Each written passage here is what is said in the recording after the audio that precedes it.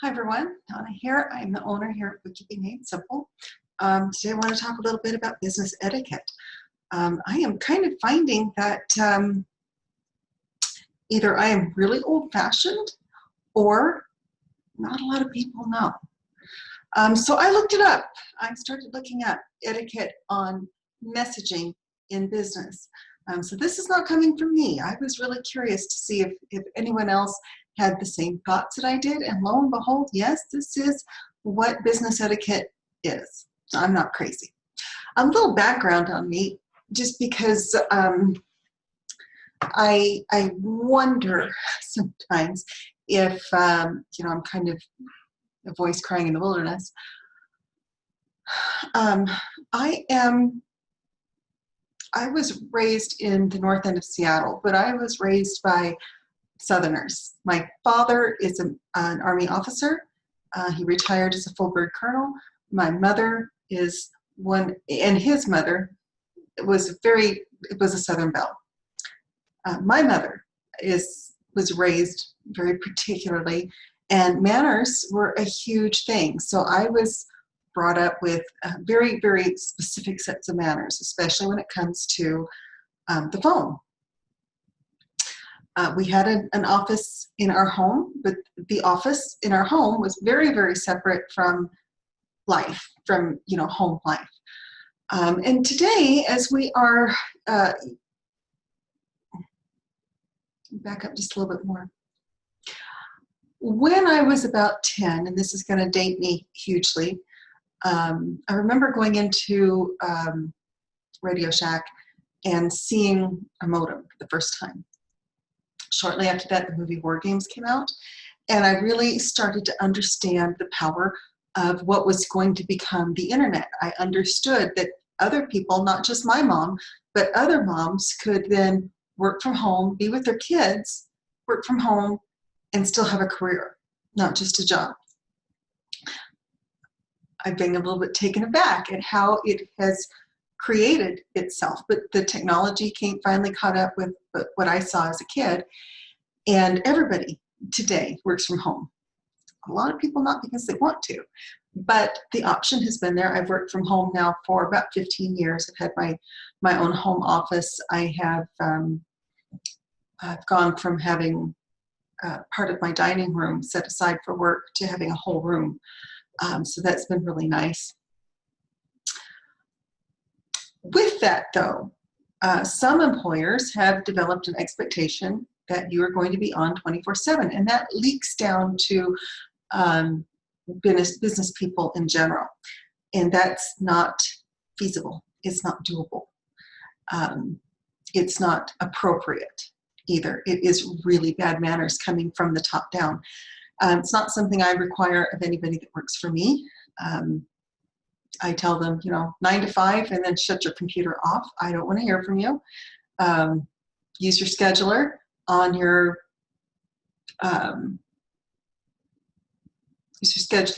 email, on your Outlook. And if you need something and you want to write the email, then that's fine, but schedule it to come in the next morning. And I thought I was just being ornery.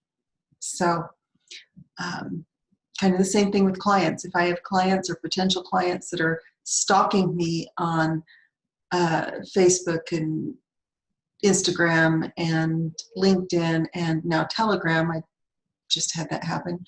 I'm not really inclined to want to work with them because that kind of sends up some red flags.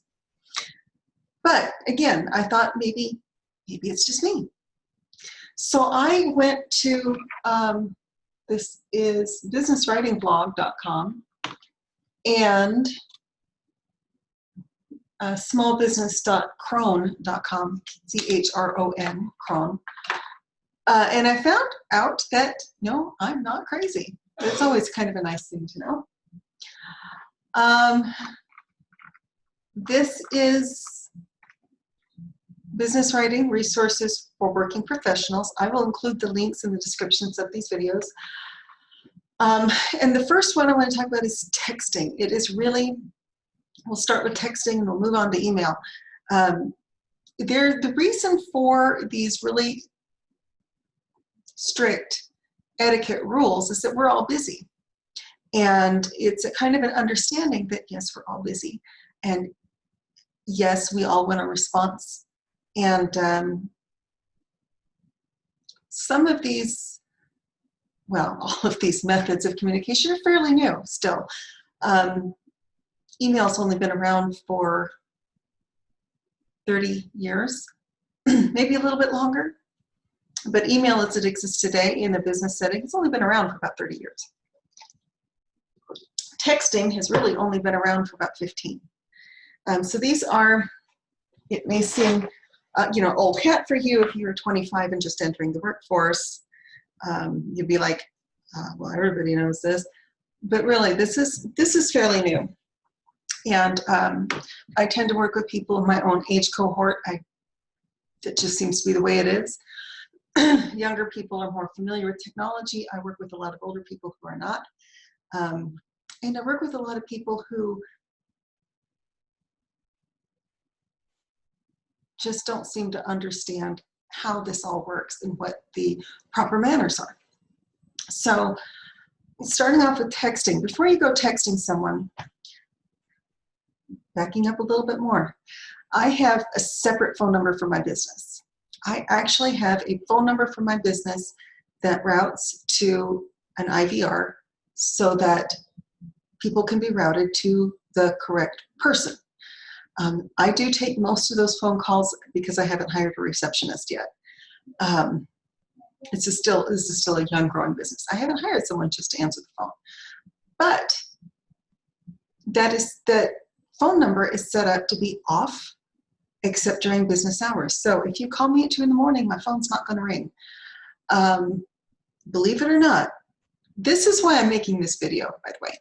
I have had clients call and text at 11 o'clock, 12 o'clock at night, 1 o'clock in the morning, and expect an immediate response. So, and a lot of people will then say, well, I would never do that. You probably wouldn't, but people do. So I have a separate office number. I have a separate direct line for business purposes.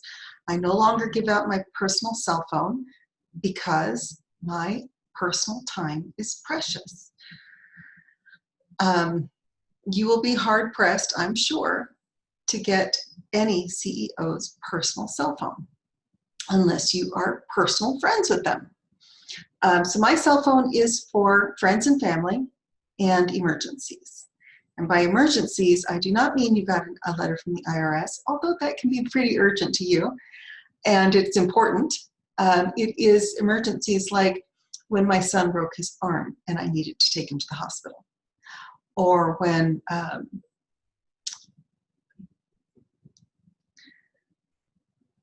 my adult children need to reach me, or when my mom needed to call to tell me about a medical problem my dad had. Those are emergencies, okay? That is a friends and family line. It is not for business use. Now, why is that? It is because I'm seeing a lot more people. I have a lot of problems with depression and anxiety, and a lot of it is related to current events.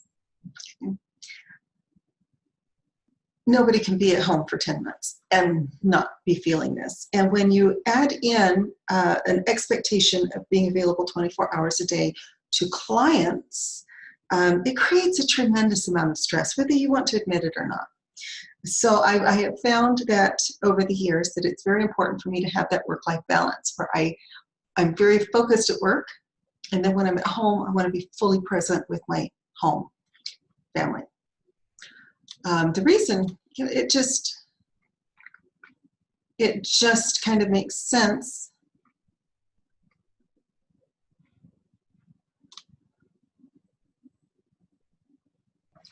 I'll answer her in just a moment.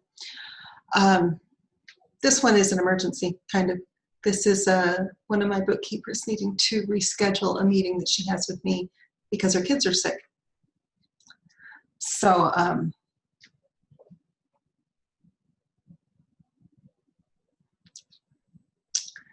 I have just found that if I am expected to be on at work 24/7, I don't do well. So when I'm at work 100%. When I'm in a meeting with a client, I'm 100% in that meeting. I don't answer other phone calls unless it is, again, if it's coming in on my personal line, I will tend to believe it's an emergency. I will check caller ID. If it's coming in on my business line, well, leave a voicemail. So I'm going to cover all that.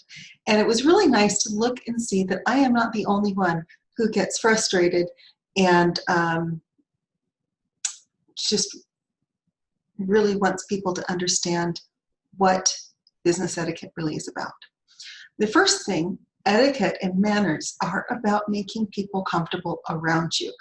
And in a business setting, having good etiquette means making people want to work with you. I really want to work with people that I like, and I want to work with people whose time I respect, and I always respect my clients' time, and who also respect my time. And when they don't, I don't want to work with them anymore. Most of my clients, in fact, 99.99% of my clients are amazing. They are wonderful. They're fantastic to work with. They're coachable. They have good manners. I don't have to worry about this. It's the one or two that really throw things off. So I really want to be really clear. I'm not calling anybody out, but I have noticed that as the younger generation as the older generation, this is all new to us, especially my parents' generation. Then you have I'm Gen X, so you have this generation where it's fairly new, but we're adaptable. And then the younger generation really kind of grew up with this idea of being on call 24 hours a day. And I want to tell the younger ones, especially, no.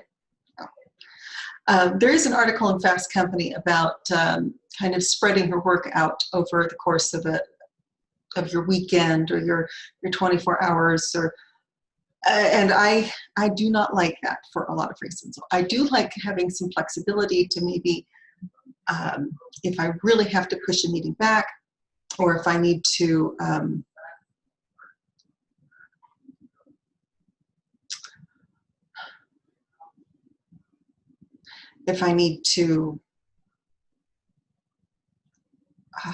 reschedule some things. I do like to have that flexibility. But I also like to know that from 9 to 5, I'm focused on work. That's when people can reach me. That's when the phone is, that's when I can expect the phone to ring. I may do work at other times, but I really find that once I shut down for the night, I have a hard time coming back into the work mode. I have a mindset in the morning that this is going to be a work day. And then once I close down for the night, I don't know another way to say it, but once I close my business for the evening, I'm closed. I have a really hard time reopening or coming back in and getting back into the flow. At 5 o'clock, everything changes. So I kind of disagree with Fast Company's premise that we're all going to be working 24 hours a day because we're going to be, an hour with family and an hour at work, and I just don't see that happening. But let's kind of go over some etiquette rules. And again, these aren't coming from me.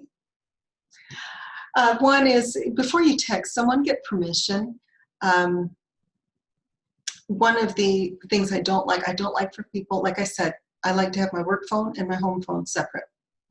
And I know that especially in the late '80s, a lot of people were just running their businesses through their personal cell phones. I was not.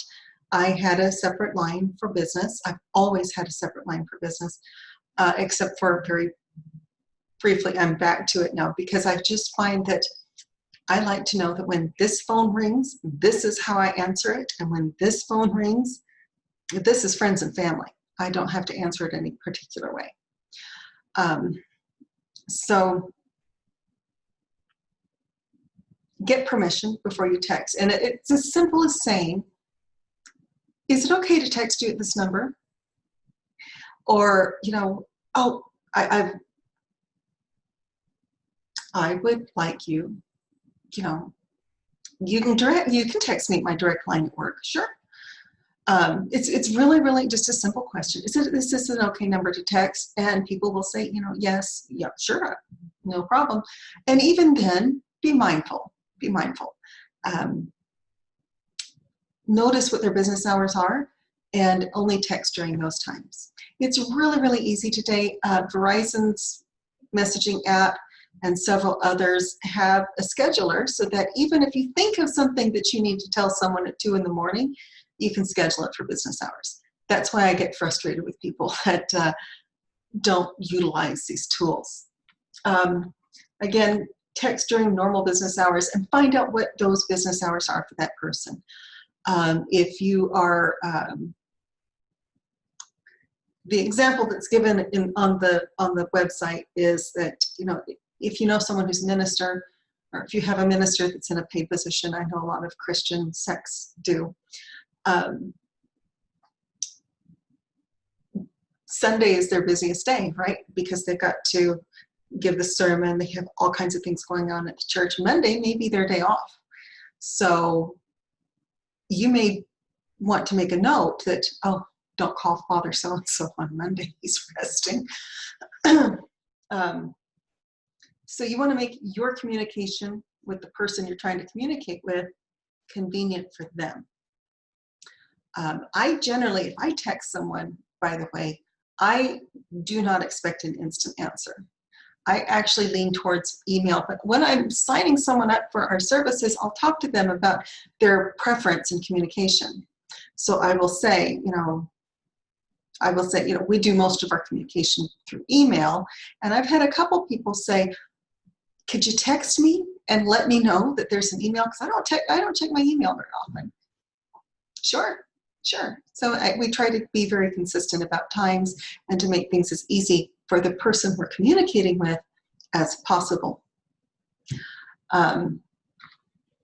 Also, this is a personal sticking point for me. I check my email 3 times a day. I check it at 9 a.m., 11:45 before I go to lunch, and at 4:45 before I leave for the day. I turn off email notifications the rest of the time because I need to be focused on what I'm doing. And when you switch from task to task to task, it becomes more difficult to switch back. Okay? There are times when it's totally appropriate and I have my schedule open. It's on my bookings page that you can schedule time with me. And then there's other times when I really need to be focused. So if you email me, especially if you've emailed me before, okay? If you email me, give me 24 hours to return your email. And by that, I mean by the next business day. So if you text me on Monday morning or you email me on Monday morning, it may be Tuesday before I can get to your email, but I will respond to it. If I don't see it until Monday evening, I will set a scheduled email for the next morning. Okay. On the other hand, if you have texted me, do not follow that up with an email. Unless, again, like I said, some of my clients will say, will you please text me and let me know that you've emailed me? Which I will just say, hey, reports are in, check your email. But I don't expect a response, okay? The reason for that, and I've had people literally, I do contract work for another bookkeeping company also because I'm very close to the owner of that company. He's a dear friend. And I won't say who it is. So I have had his clients, okay, that he referred to me. I was working as if I was working for him. I do work for him sometimes. So I was responding through his email domain. I was routing everyone to my business phone. And I have had clients email me. If I didn't answer in 10 minutes, they texted me. If I didn't answer then, they would call me. And by now I'm starting to get annoyed. So this is going on, it's like within 20 minutes. And then they would call him and text him and call him and email him. I have no words. I have no words. If you email me, assume that it's right. If I don't respond by the next business day, then it's appropriate to call and say, hey, I sent you an email. Can I schedule some time to go over those things with you? Okay. It's never appropriate to go over someone's head because they didn't answer within an hour. Never. Never. In fact, if my bookkeeping clients do it to my girls, it's just not okay.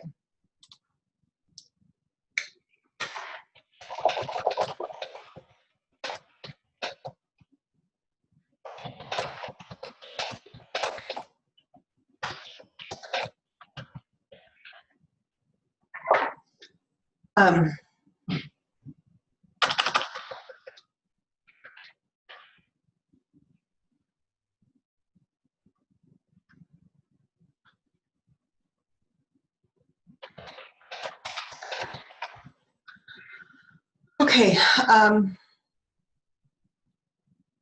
so that's one touch is sufficient. Again, if they don't respond by the next business day to email, then it becomes more appropriate to just follow up and make sure it didn't go to their junk, but not within just a few minutes. That just frustrates people. Include your name, especially in text, unless your identity is obvious. So if you are my sister-in-law and I know your phone number and it's in my phone and you're texting me, well, I know who you are. But if you are a business client, it's perfectly okay to say, hey, this is Donna from Bookkeeping Made Simple. Just wanted to follow up with you on this. Or, this is Donna from Bookkeeping Made Simple. I'm here for our meeting, or I'm confirming our appointment. That way they don't have to be like, I'm not really sure who this person is. Okay.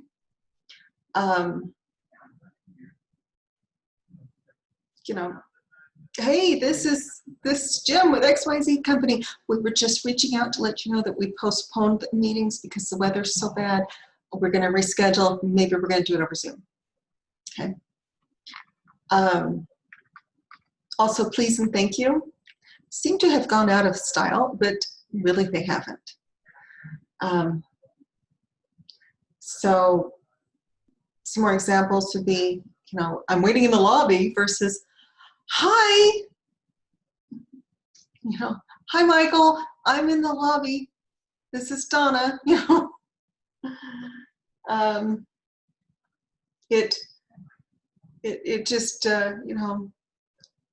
make things polite. You can't be too polite, honestly. There's a difference between, well, I just need this, and would you please do this for me? It just, again, you want to make the people that you're working with feel good about working with you. And I worked very hard to do that.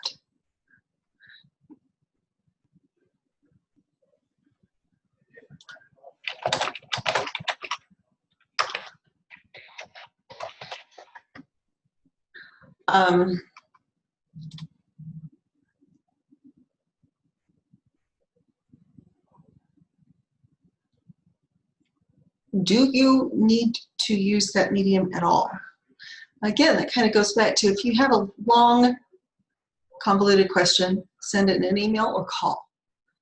A lot of times, I really wonder why business people text anything more than I'm confirming your appointment. People will text me with a bunch of questions, and a lot of times it's not necessary.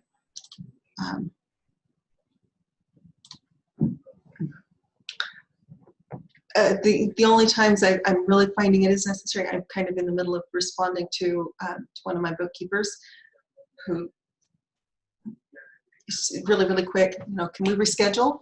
And I said yes, and we're just kind of off to the races on that. But that's it. I mean, we've rescheduled, we've confirmed, and the conversation's over. Group texts. I'm in too, because my husband comes from a large family. I also come from a large family. So we have 2 separate group texts, and I'm in both. And it's funny because he does not like to be in group text. So everybody will include me instead of him. And I understand why, because when I have 7 siblings and 5, no, I guess it's 6 siblings-in-law, and I am in on, my phone goes off all the time. And that's part of the reason why I'm really, really firm about don't message me on my personal phone if you are calling for business purposes. Is because I do want to keep those channels open for personal. But most of the time, usually if I include someone in a CC, it is to get someone's attention. When I worked at another bookkeeping company and I had a man for a boss, I would do this fairly regularly. If I had a problem client, I would CC him so that they could see it. And then I would put in it, I've copied him on this. And it wasn't so that he would be bombarded with email, because I would kind of warn him that I'm going to be copying you on some of these messages, and it's not that I want you to even read them or respond or even know what's going on. It is to make the client understand that I'm not just being me, okay? However, since then, I've stopped doing that, and I've really stopped asking a lot of people to do that. There's really no need for me to be included on every conversation. I can cover those in a meeting with the bookkeeper.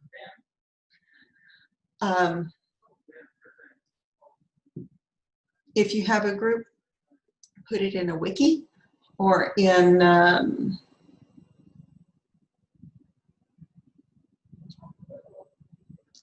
Facebook group, Twitter group, something else.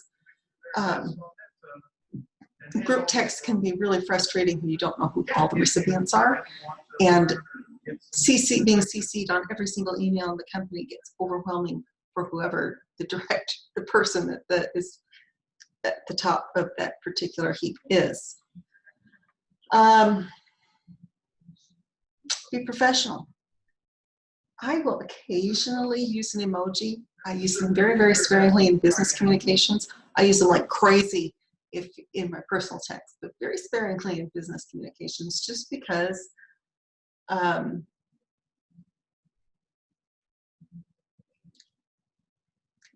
that is very informal. So I tend to be more formal in business.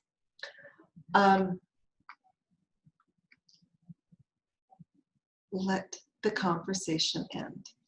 Like I said, I was just messaging one of my bookkeepers. She needed to reschedule a meeting with me. I gave her the time. We confirmed the time. We're done.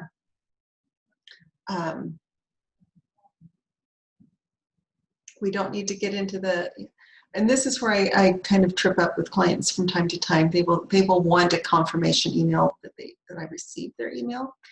And I typically don't send those because one, it takes up my time, and 2, it fills up their inbox. And I don't like receiving it. Okay, I don't want to hear received every time I send someone an email.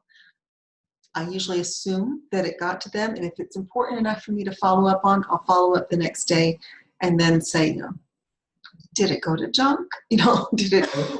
What could have happened to it? Which brings us to email. Again, my expectation is that an email will be responded to if a response is needed within 24 hours. If you are asking a question Be clear that you are asking a question. I have had a client, email me back and say, I didn't hear about this email that I sent to you a week ago. And I looked at the email and I was like, what was the question? Because you didn't ask any questions. And he said, the question was this. And I said, oh, okay, well, I can answer a question, but you were making a series of statements of fact. Again, though, is it appropriate to send an email or is it appropriate to make a phone call? Sometimes the phone calls, it's easier to hear in someone's voice what is difficult to understand in writing. A call, and emails can be responded to by calls. What I like to do with the phone, by the way, is, especially if it's important, I will take notes on the call while I'm in the call. I will include those notes in my client's record in my CRM. I will then email them with a summary of what we discussed, just to have a record. They have the copy of the record that I have. Dear client, thanks.